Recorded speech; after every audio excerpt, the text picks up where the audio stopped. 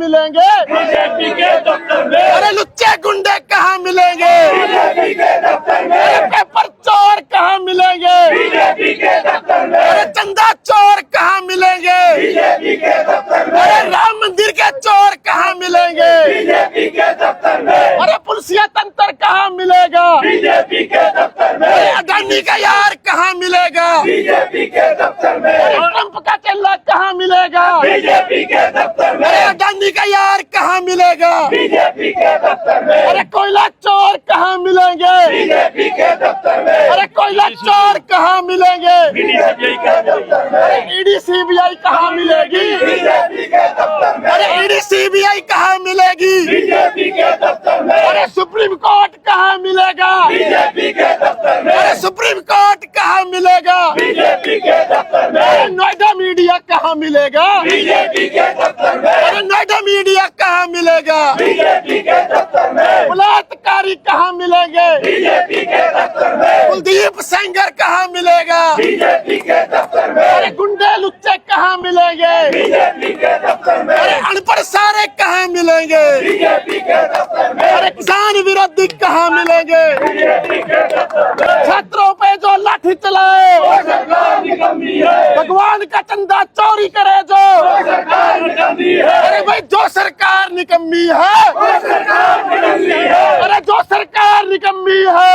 सरकार निकम्मी है। जो सरकार निकम्मी है, वो सरकार निकम्मी है। पेपर लीक रोक न सके जो, वो सरकार निकम्मी है।